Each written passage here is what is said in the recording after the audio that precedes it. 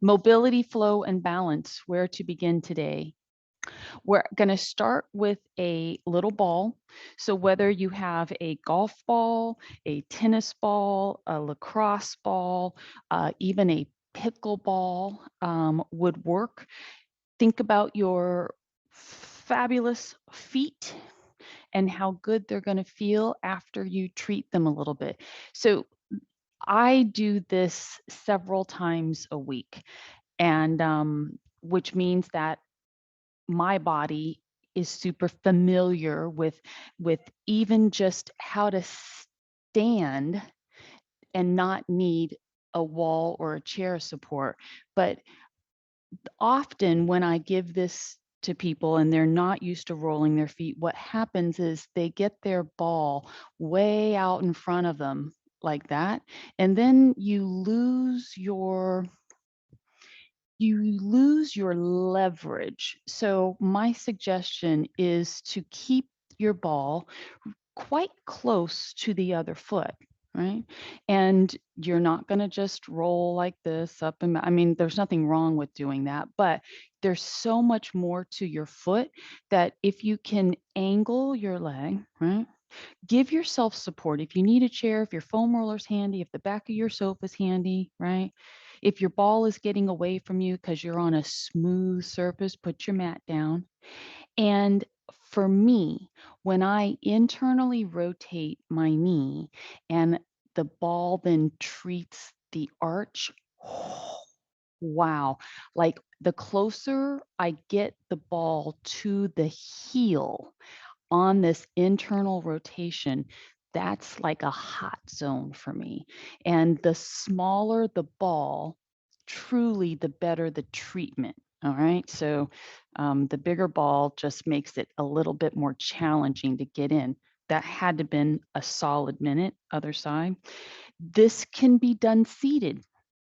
Right? When you sit down, again, it's a leverage thing. You're more comfortable from a balance standpoint, but then you have to figure out how do you push down to get the right amount of pressure. You are not trying to cause pain. You are trying to just become very aware of what part of your foot seems to have done the majority of the work. So, um, I just I keep all of my gadgets out. Like I have this workspace down here that's got all of my stuff, and when I'm not in class, they're easy go-tos for me. But upstairs next to the TV, I've got a foam roller. I keep a ball handy. Sometimes I keep a ball handy because I need to trigger point release my shoulders. Sometimes I keep a ball handy because I need to trigger point release my piriformis, right? So in addition to having my swing machine, my lymphatic leg compressors up there and a mat and a foam roller. Like I've got two different work zones, release and relax. Two different work zones that allow me to not have to like the drudgery of pulling everything out. It's there and ready because I know that my body constantly needs this little extra help that I can give it. Um, so you will need change. If you don't have your change handy, think about getting that. And for the next foot strengthening, so the little rolling isn't strengthening, that's release. Now we're going to do two versions of strengthening the feet. Okay. So towel down, your towel could be smaller. I'm on a nice smooth surface. Doesn't matter which leg you start with. Extend one leg, spread the toes, pick the foot toes up from the towel, spread the toes, bring the toes down, and clamp onto the towel. And when you clamp onto the towel, you're then going to lift the toes up, holding the towel. That's where the work is. If you are unable to get hold of your towel, that's an interesting thing that your muscles are telling you. So for me, right out of the gate, I was able to lift my towel, which created a nice little puckered position. So now my towel has some, it's easier for me as I make my next several repetitions to find the towel and grab and pull. You might not even be noticing that my foot is not staying in one straight up, straight down position. Every repetition am changing the angle, right? The key is even if you're unsuccessful at lifting the foot, the toes with the towel, all is not lost, right? So you continue to draw the foot up, even if the towel isn't under the toes. And then you try again because it is the lifting phase that helps. And maybe your hands are doing something funky to try to help you get the towel in your foot, right? And now relax it. Other side. Again, your towel does not have to be this big, right? For those of you that have done this in the gym with me, we used to use a little, a little hand towel. So if if you feel that the foot is weak, then create little puckers in your towel. For me, I'm getting my towel as flat as I can because I don't want to start with any advantage. I know my foot is strong. So nice flat position. And just so you can keep count of your own, you're going to do 10 to 12 repetitions, right? You could do 15 to 20, but you want them to be full range. So as soon as you clamp and pull up, don't be in a hurry to release the towel, right? That up, hold, draw is where the real action is happening. And you just keep moving the foot, try to keep bunching that towel up. And I don't know, that's probably 7 or 8. There is a focus, right? So, as silly as this seems, you should be able to look at your foot, and as soon as the big toe, right, initiates that bend down, flexion is what it's called, you can see that as soon as the big toe flexes, okay? That's a direct link to the arch. Watch your own foot. Watch what the big toe does, and then watch what happens at the arch. Right? So here we go. Why is that important? You ask. Do one more. Well, next move. Square up. Look down at your feet. Feet are hip width apart. So if we intentionally let our knees kind of just go slack and in, the ankle bones are actually allowing that to happen. Okay. So start at the ankles, let the ankles kind of slide in, the knees will follow, and now your foot at the arch is flat. That is not the way we are supposed to mechanically move on our body, but yet that's what happens a lot. So we're going to take our ankle bones, pull the ankle bones away from the floor without lifting the toes. Keep your big toes anchored, right? And then twist your knees out, straighten your legs. You will see that your arch has actually lifted, and now the foot is kind of taking on a slight curved angle, right? But with all of that happening, you should feel this massive help and recruitment from your derriere, not to mention how fired up your front thighs are. So now release it. So we're going to do 3 with a 5 count hold. Look down, look at your feet. Did your toes kind of splay out? Because we need to reset it. All right. Let the ankle bones kind of slide to the floor.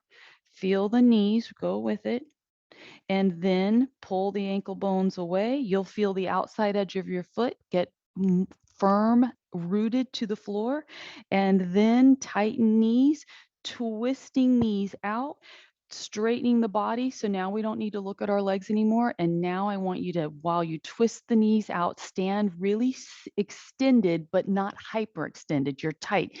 The goal is for you to take your bun, pull the belly in, stiffen up the quads, and try to keep twisting the ankle bones out. That was at least 5, and release. Look back down. Did your feet twist? Reset it. Because if your toes twisted out when you twisted your knees out, then you did not keep your big toe grounded. Gosh, if we were to put a quarter something under our big toe as a sensory awareness, which now note to self, next time we'll do that, right? Here we go. Ankle bones, knees, don't let the big toes leave the floor. Twist and squeeze. Stature is good. Chin, neck, shoulder blades, abs, buns, quads, and release.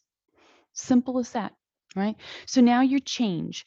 We're going to incorporate the change pickup with our piriformis stretch. So if getting your leg to do this is really challenging, then grab a chair or go stand next to your wall so that when you go to pick your foot up to grab the piece of change out of from the toes, you don't feel like you're going to fall over. We're going to do all repeat one leg and then we'll switch to the other side so that you can just keep your body positioned in one direction for the chair support if you need it. Doesn't matter which foot, pick it up. You do not have to cross over unless you want to. But as soon as you cross over, then see if you can bend the leg that's supporting you, right? Keep repeating. I have found the change pickup to be one of the most interesting things that I give clients.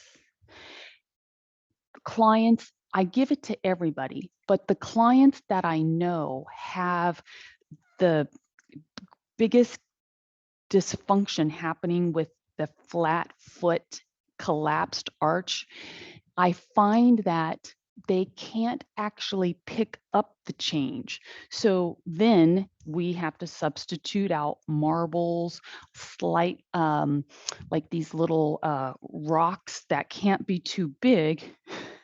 I had a client that couldn't pick up the change. He couldn't, I guess they're called river rocks. He couldn't pick up this flat, small rock either that was denser than a piece of change, but yet he could pick up a golf ball. So the golf ball is way too big for my foot. That we're talking about a guy who's, 6'5", so his uh,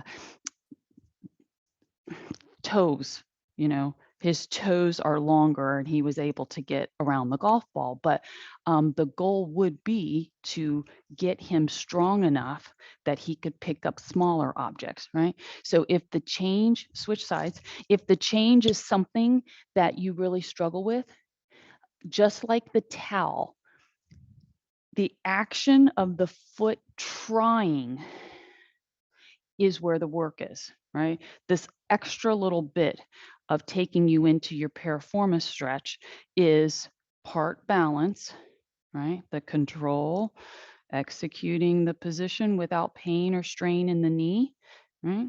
You're doing a single leg squat to initiate that. And if you don't want to do the bent leg aspect of it, then you just drop your coin, right, in a pile. So there we go. But it is funny to show up to the gym, pull my golf ball out of the bag, right? Have my clients take their shoes off, right? Pull the change or the rocks out because no one else is doing this stuff in the gym. Now, most people wouldn't show up to the gym with the intention of doing this, but because I'm a trainer, right, and I know the things that the body needs, I can do this and my client can do it without feeling weird because I'm instructing them and they're standing here and I'm the professional and so things kind of, it seems less odd if someone's doing something funky like this and they're standing with the trainer, right? Put your coins away. So I never fail to give this stuff because I know how important it is. All right, moving on. Let's shift gears. So that was your little feet. That wasn't even all of what we're going to do for the feet, but we're going to give them a break right now. Come down. I want you to think shoulder glides. Okay. So we're going to do from, it's called prone position. Face down. You've got your little band in hand. Wiggle the hips, stretch the legs, Get the feet, right? It's when you can't see your feet, sometimes it's hard to know, are your legs too far apart? Are they too close together? But you want to feel like they're about hip width apart. And now lift your arms, even if you don't start immediately with your band. Can you, with thumbs up, lengthen the arm so there's no bend, right? Lift your straight arms, thumbs up, and don't let the arms bend, and bring the palms close together. Keep them flared at a V. Lift the face from the floor, but yet you're looking down at your towel. The chest gently lifts away from the floor, and yet your feet are anchored. And now release. Whew, that's a lot of work, just that. So no band. I've just got my arms lengthened, squeezing buns, extending arms at the elbows without letting the shoulders pull up into the ears. That is a challenge. How do you glide your shoulder blades down, keep your arms extended, and get your chest off the floor and release? Okay, so now grab your band or whatever you're using, turn your thumbs up, tense up the body, raising nose and chin from the floor, but still looking down. The arms are fully extended until we start sliding the elbows back and your band ends up around your clavicles without the elbows piking up to the ceiling. So we want the wrists and elbows level, right? Wrists and elbows level. Stretch the arms out, release the parts. Squeeze the derriere, nice straight legs, pressing the tops of the feet into the floor. Gently, the head lifts. Don't rock the head back. Glide the shoulder blades out of the ears. The elbows draw back. Turn your head one way or the other so you can check the alignment of your wrist and elbow. Push the arms forward, release and relax. How is it that this is mobility, flow, and balance, right? It actually feels like it's strength training. Squeeze the buns, raise the head, lengthen the arms, shoulders glide away from the ears, pulling elbows back, hold. So I will repeat this thought that I've shared with you again and again. We're just holding. Push the feet into the floor, tighten the glutes. Is that when we're together, if we spend a minute or two doing some back and postural strengthening, that's my goal, is every time I get to spend time with you, release and relax, even if it's supposed to be a flexibility workout, right? A flexibility session, push up, help yourself up. We cannot afford a day without activating these parts that are so crucial to what happens the rest of our day. That's my opinion. So a couple of repetitions spent doing something that's uncomfortable, sometimes it's where we need to be. So I've only pulled you up and rolled you over just to get you into a different body position. Can you slide the feet, bottoms of feet towards each other? And maybe your band is handy, maybe it's your stretch out strap, and you might take your feet and just put the band under the feet, right? As a means of helping you just inch yourself a little bit closer and closer to your feet. Now, look at what's happening. As you inch yourself in, depending on how tight the hips are, the knees might just get higher and higher. That's okay, right? Because at some point there's a stop point, and then you're going to let go of your band, and then you're going to let your hands take your feet. And once your hands get hold of your feet, then I want you to try to pull yourself up. It doesn't have to be clean or pretty. The attempt is what we're after.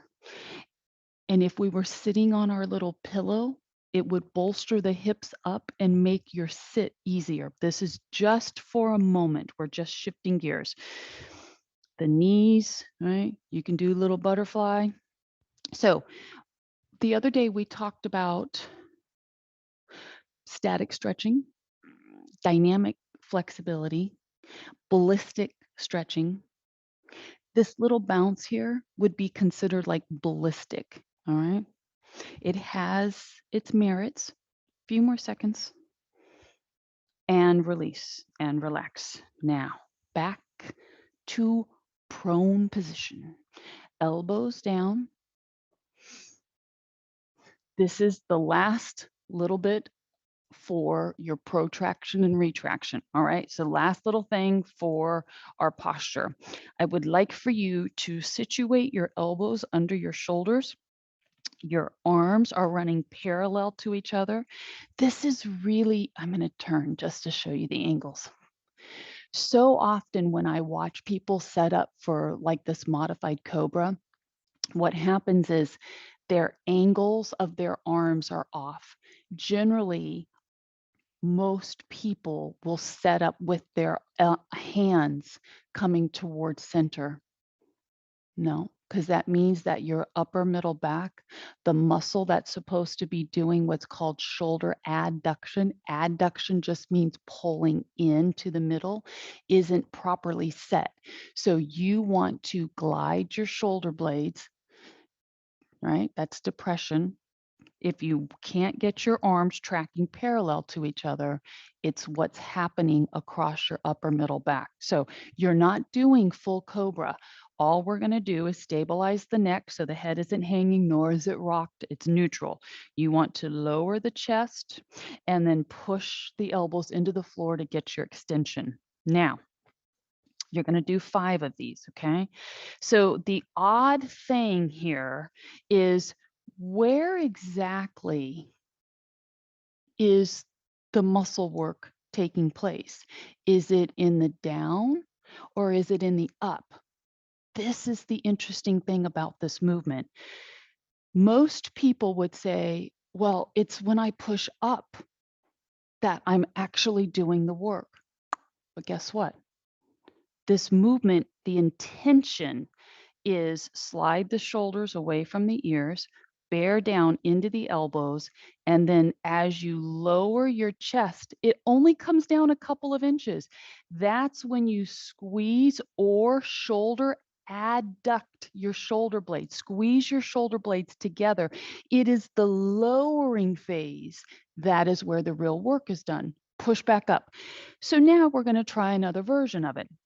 As you slide down, if your shoulders glide up towards the ears, you are doing none of this right. That's what we're trying to avoid. Avoiding shoulder encroachment towards the chin and the ears. So push yourself back up. This is just the resting position right here. Though it feels like you're hard at work, this is your resting position. Ready? Let's do one last one. Glide the shoulders out of the ears, bear down into the elbows, squeeze your buns. As your body lowers to the floor, try to pull your shoulder blades together. If you do this successfully, you will have a natural built-in stop position before the shoulders actually slide up towards the ears. We don't want that to happen. And now release and relax. So that's such a, oh, I can see why things like this are done incorrectly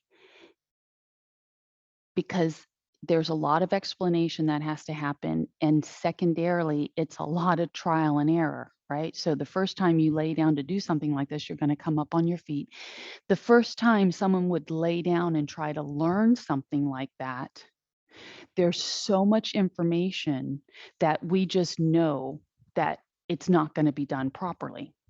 But after having worked with me, you all, again and again and again and again, you start understanding that depression and retraction, those two words go hand in hand with one another. All right. So where are we now? This is going to be the balance portion of your workout. You might need your chair handy, right? I want you to do our little brush stroke. We're going to call this a brush stroke. So the heel, so foot's flexed, and then it's pointed. The ball of the foot pulls back, you flex the foot, and then drive the heel forward. Point the toe, pull the foot back. Heel, toe, heel, toe. There's points of contact, and this reveals a lot about your stance leg. Okay, so even if you're using assist, it might seem like the moving part leg is the leg that's actually doing the work. This leg is facilitating the work for the stance leg, but yet it's really important that your swinging leg, that you're able to articulate the ankle joint at the right time so that you're not stubbing your foot into the floor. Okay, so now if you're not fully loaded and committed on your stance leg, you will feel like you don't have enough room for this leg to make its full stroke. That's the interesting thing. If you're leaning even just a little bit too far, the leg is like too long, right? So you've got to lean into your stance leg. 5, for anybody who's got the weak glute medius over here, and cut, switch legs. If your glute medius is weak, then it doesn't like to be fully loaded. And that's what keeps this leg, I can't even hardly show you, but that if this leg isn't fully extended, right, and you can't get the swing going because you can't unload it enough, that means that this leg is taking the easy street. So here's the hard thing to try to discern is if you're using a prop, your prop may be giving you too much assistance and allowing your body to lean in the wrong direction. So load up that side, right? You might, since you take your eyes off the screen, look down at your own leg. So the leg that you're standing on, everything that we practiced with your ankle bone, right? And the arch, look down at your foot. You're going to just keep everything going. You're using your chair, right? You're looking down and you're like, oh, that explains everything. My arch is collapsed, my ankle is sliding, my knee is pulled in, and my body wants to be going the direction of my swinging leg. Pull that arch away from the floor, right? And let's do 5 more. It is hard to control the body precisely where it needs to be in the best position for you to execute the movement. But this is the time where you want to excel at your body placement because we can release and relax. Everything else that we do through our day, you're not going to be thinking about how your body moves. But right here, right now, you get to slow yourself down, grab your chair. This is the time where you work out the kinks and you try for those 5 or 10 repetitions, right, to be precise. Most people aren't successful because they're rushing through trying to get 10 reps of something. That's why I tend to not count. I don't even wear a watch to my training session. I base things. So I've gotten pretty good. We're doing our little slide, stretching our extensors, right? And then activating the roll. This is flexibility for your ankle, right? Into hamstring stretch. When you want to get your more out of your stretch, when the leg glides forward, just roll your body into it, right? Don't be in a rush. You go as slow, as fast as you want to. But I stopped wearing a watch to a session because I tend to not count repetitions. I'm a pretty good gauge now of that 45-minute to an hour mark. And sometimes I'm stopping a session at 55 minutes. Sometimes it's an hour and 3 minutes. Like I build in enough flexibility to my schedule that my clients just, if they show up early and I'm still with somebody, they just hop on a bike because they know that they're going to get the same amount of care and attention that the person before them got, right? So no one ever feels gypped with time. I base our workout on how does something feel, not based on how many repetitions we're doing. Make this one your stick and hold. Now, we're going to be more specific. The arm that goes with your straight leg, put it across your shoulder. Freeze up the other arm. I want you in fully flexed foot. Drive the heel away from you. Fire up the quadricep on that leg. So the leg isn't just extended. You're actually wanting to look at that muscle on your front leg. Even if you have tights on, you can still see through the tight. As you squeeze the muscle, you should see the muscle activate. Okay. So we want to activate the muscle, foot in hard flex, and then you're going to take your hamstring stretch. Just pulling that quadricep, the patella up and firing up your quad should have given you a much deeper stretch down the back of that leg. Pull yourself up. Now, it would be very different, switch sides. If I was working with a client and their main goal was they had some competition, something, some event that they were trying to get their body ready for, then we would be on a very different training protocol. And it would matter percentages of weight that they're using, how many repetitions they're doing, the pyramid scale of building so many sets of per muscle. Like I may be speaking like what seems like a foreign language right now, but if somebody were on a bodybuilding program, they would be doing a very different workout than someone who was on just general fitness and conditioning, right? Do 2 or 3 more. You can with each one, you can build your hamstring stretching, so you take the time that you need, even though I'm sitting here just gliding and not doing that. We are gonna do the next one as our last one, right? So take your time, roll it through, extend the leg and pause. Sit up straight. Do opposite hand reaching to the straight leg. Look at your own straight leg. And I want you to tense up the muscle so that you fire up the quadricep and then hard flex the foot, lengthen the spine, lean forward. Wow. I don't even have to get my hand for my toe, just taking the curl out of my spine and being in this hip hinge is enough to get that stretch all the way down. I feel the stretch all the way through the bottom of my foot. Now, not so much if I don't have my quad activated. So, quads activated, by all means, roll down if your back tells you that you can. Right? Grab your foot if your body tells you that you can. Don't just grab the big toe. Try to wrap the palm around the pinky toe and the bottom of your foot and pull back. And now, gentle release and relax. Okay. This one is a little precarious. Okay. So you have to find, I call it the sweet spot where you don't feel like your feet are going to slide. So our feet have to be able to brace in a way where you don't feel like you're going to slide. That's all I can say. Okay. And if you can't get there and you got to put your mat down, but you don't really want to put your mat down, then bend one leg. Why don't we all do that? Okay. So just for the sake of safety, where our legs are out at a flare, we're perched on the edge of our seat so that we can be in a nice clean S sit and just pull one leg back. Now, just come right through the center of it, right? Spine is long because you're an S curve.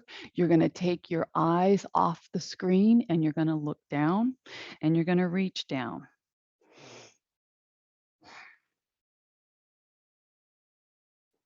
If we were doing this with both legs extended, then there would be a much greater sense of stretch. Pull up.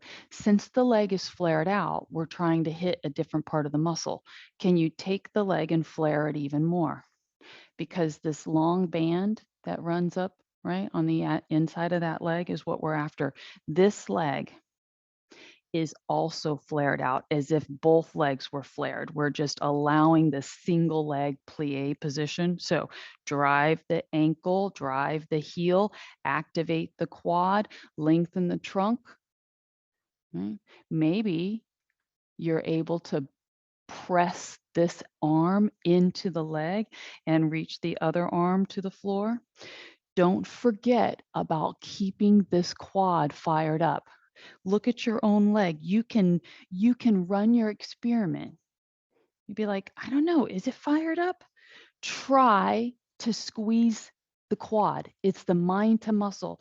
And as soon as you squeeze the quad, you'll actually see movement and the patella will draw up, and that's where you want to hold it. And your body comes through the stretch. Wow. Pull up, release. So remember, we did 2 repetitions, all right? So you're in plied position, take the leg out, get perched. We're going to do a wider one, but first start not as wide so that you don't overstretch, all right? Quad, just this alone. Now, this is not a stretch, but this is teaching mind to muscle connection. I have worked tirelessly with, I don't even know if that's the right word. This can be a frustrating thing to try to learn, and equally frustrating to try to teach somebody. How do we tell the mind to then tell the muscle to fire up the leg? Because it's not like if you push the leg firmer into the floor that fully fires it up. That creates hyperextension. So pinch it, lengthen trunk, hard flex foot, forward roll. I have seen through my time working with people, roll it up, that as they get more efficient, proficient, efficient in commanding their body, where when they first start doing the little quad activation, it starts off as if just it's this little bitty movement. And after a while, you can see the entire leg, the entire length of the muscle draw instead of just the little aspect of the kneecap pinching. That's always impressive. So where are we going? The leg is wider, fired it up, flex the foot, lengthen spine. Your free arm is creating this brace and you're coming through the middle. You stop yourself before you feel like you're overstretching.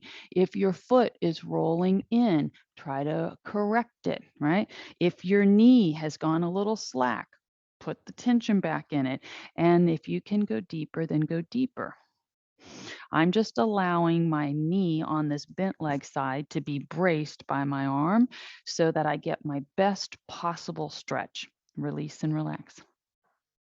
I did this adductor stretch at the gym the other day against my feet against the wall. So think frog stretch. You're done with your band, by the way. Grab a little drink if you need it. Grab your foam roller, your mat, maybe your pillow. Don't know what you need.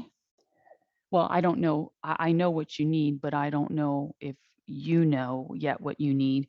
Your head may need a little support. That's why I want your pillow. Your foam roller is going to be being used initially under your calves, and then we're going to work it up into our braced hip supporter. Okay, so coming down, put that foam roller under the lower leg. The 3-foot foam roller is so useful, but it's not a deal breaker if you don't have the full 3-foot roll, right? So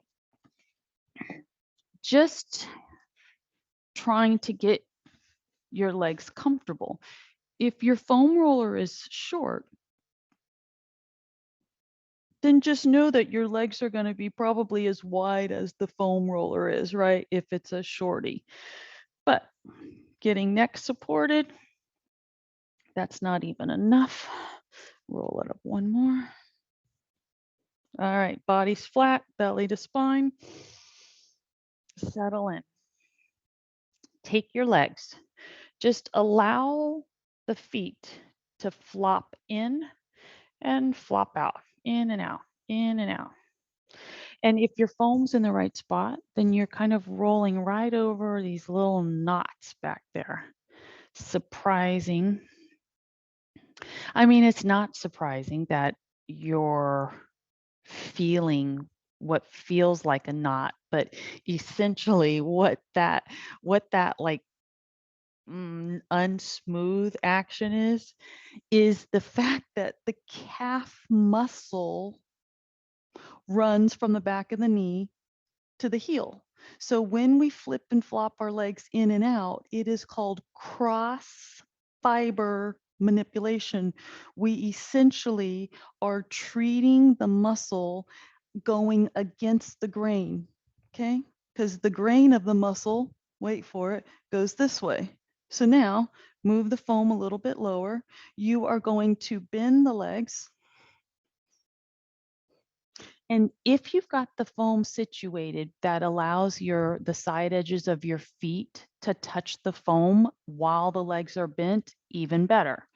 And as you push the foam away, the legs straighten, and I want you to internally rotate the knees and the feet. Maybe you have to pick up your head to go, am I actually doing it? Because it's awkward, right? So relax the knees, let the feet flop out, pull the foam to you. Maybe you're able to get hold of your legs and help the knees pull in deeper.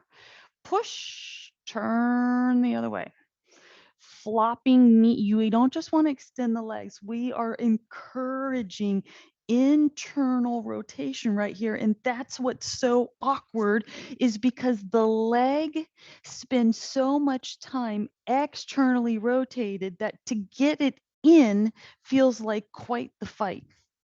I've just moved my foam a little bit because I want to feel the calf, the inside edge of my calf. And now flop the feet, pull, pull, pull, pull, pull, pull, pull, pull. Can you get your legs? I can hook my fingers on the insides right behind the knee and give a tug on it a little bit. Push, push, push, push, push, push. Turn. Encourage the rotation and the length. I've just fully extended my legs and I've got my big toes touching. And now relax. Flop it, pull it, assist it. On your assist pull in with the legs bent, your back should be nice and flat. Okay. So though I forgot to mention this before you got on the floor, I'm looking around to see how far away from me my band is. But if it's really hard for you to maintain this drawn up position, then you're going to go, "Ah, crud. If she had only told me to grab my stretch out strap before I got there, it would have been much easier. Grab your stretch out strap." Now, I don't have my stretch out strap handy, but what I do have is my little resist-a-band that I was using earlier. Isn't it interesting? We don't have to advance the move to the next thing. I could have realized I didn't have my strap. Maybe it's poor planning, but this is the thing is sometimes I'm not certain where a movement's going to kick off to until my body's actually doing it, right? So if your limbs, your hips are really tight, then how do you assist yourself? You assist yourself by lassoing your feet and then cinching up on the cord so that you've got plenty of cord so that you can help pull your feet. And even though my little resistor cord is really thin, it's not totally intended for stretch help, I can double up the cord, right? So I've got more assistance. Sometimes going deeper isn't necessarily what you should be seeking to do. But if you can stay with me on advancing this another degree, okay, you having something to pull onto, right? Shoulders down, neck is in neutral, because now is when a whole nother aspect of the movement's going to take place. If you will draw your low back to the floor and push the bottoms of your feet together, try not to let the knees get close to each other. Push the knees down to the floor while you're trying to pelvic tilt.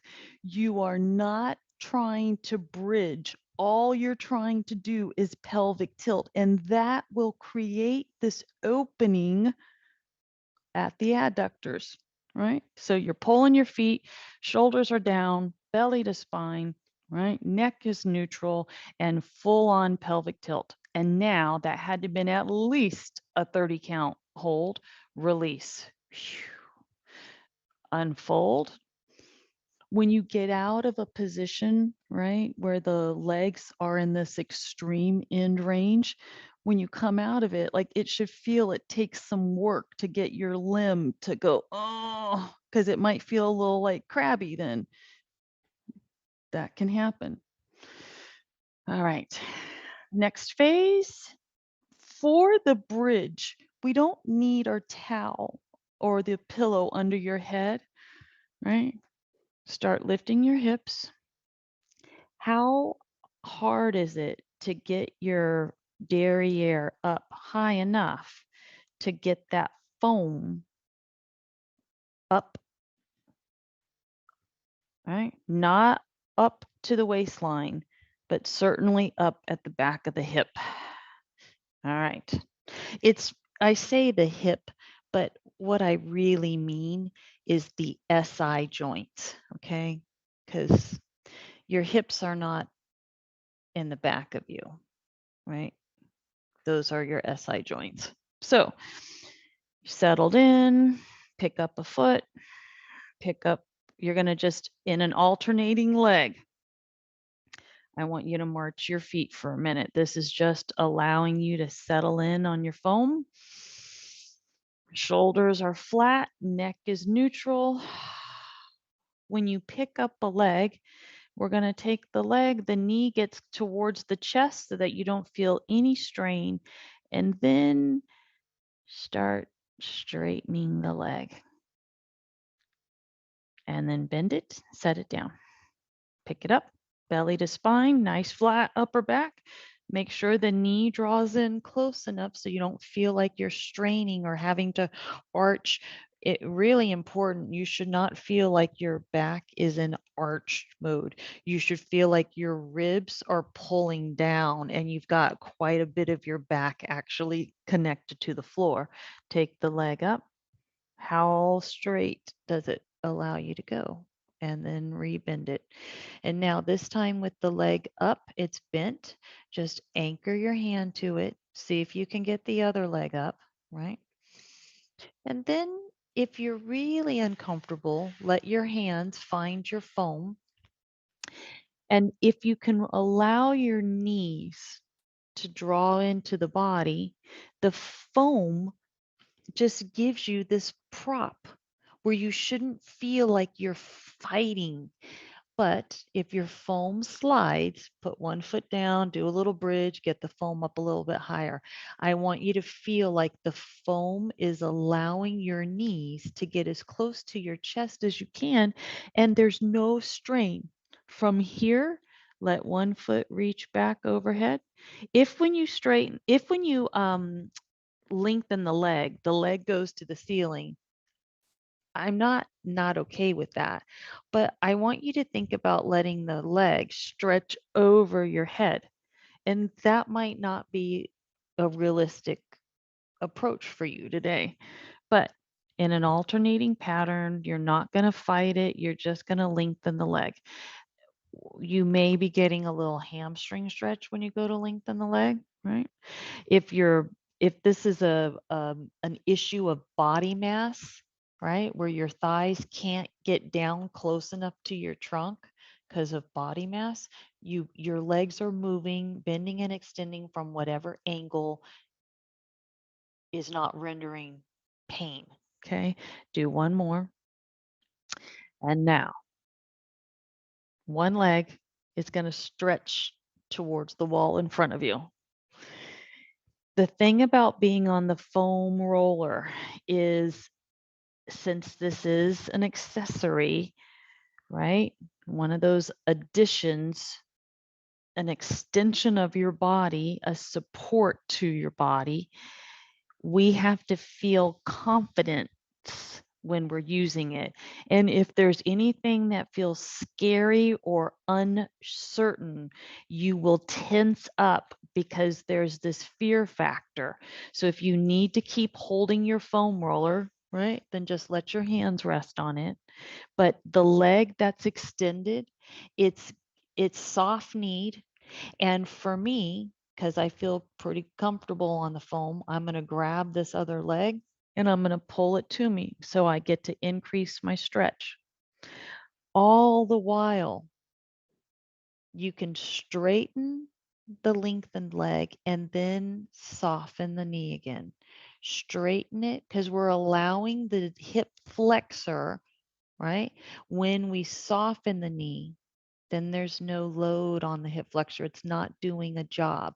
When we straighten the leg, we're activating it, right, in a way.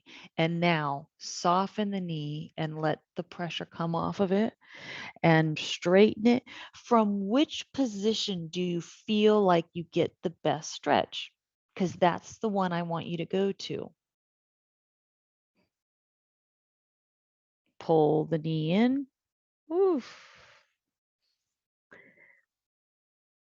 If you feel like your foam is moved and you need it up your body a little bit more, put your feet down, go in bridge, set it back up because you can always put it back down, right? It's trial and error. Knees to chest. Take other leg, start lengthening it out. Figure out, do you need to keep your hands on your foam or can you put your hands around that high leg and pull it to you? And as you're pulling it to you, lengthen the other leg and then soften the knee.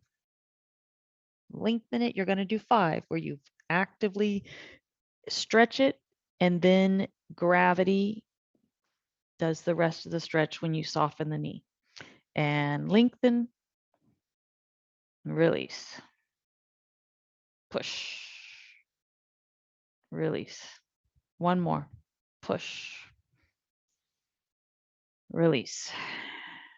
Okay, bring the leg up. So now, can you roll your legs a little bit from side to side? If the foam is at your waistline or your low back, it's a little too high. I really want you to feel those bony protrusions as you come off center and you roll a little bit to the side. You'll feel pressure. That is your SI joint. Pull back.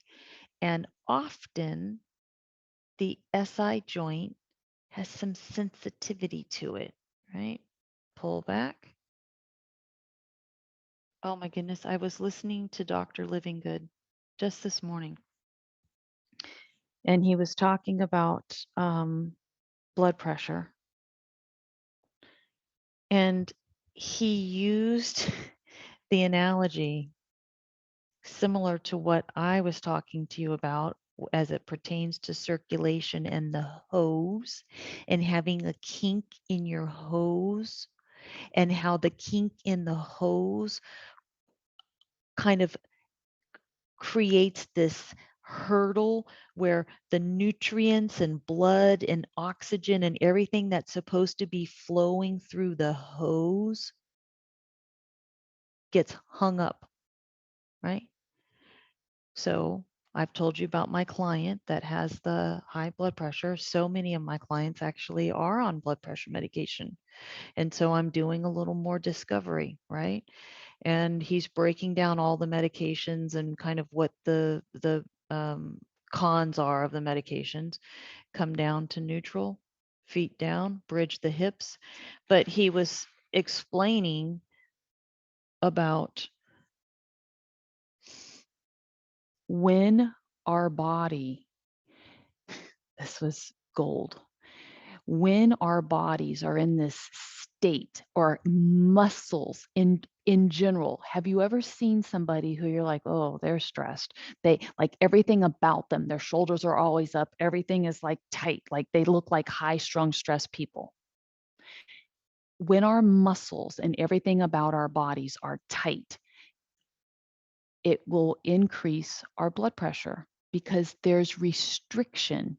So he was explaining this thing about the fluid body, the loose muscles, and circulation as it pertains to blood pressure.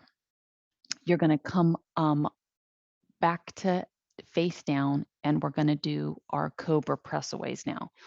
Anyway, I'm not going to get into the full details of it, but it is something that this is what we're finishing with, our Cobra pressaway. Okay. It is something I'll share with you a link if you then want to go, and he gives a little, it's just a little video on breaking down the why certain medications, why certain types of the blood pressure medication, because blood pressure medication comes in many different forms. It's not just a one and done. So he breaks down the different blood pressure medications and gives an explanation about it, which I found fascinating. Push and hold, because not everybody's on the same type of medication, and then often the medication is given for a very, very particular reason about something about the body system that's malfunctioning within the whole blood pressure realm. Back the hands up a little bit, push again, holding. So I found that to be fascinating this morning. One, what he was talking about, and two, how he explained it, and three, my association of how I was trying to explain to you our chi, our circulation, and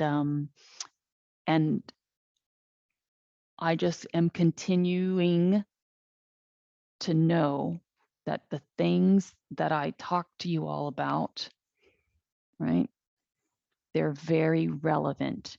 Even if you yourself are not personally experiencing some of these negative things that happen within the body, we all know people who are on a slew of medications. And if you then can help be a conduit to sharing information so that somebody can have a different perspective on education, right? Because that's what I feel is missing, is like the education to, if you could change something naturally through natural remedy, most people, well, not most, there would be a good percentage of people who, if they felt like they had options to do it differently, they would take that option. Namaste. Now go out and conquer your day. I don't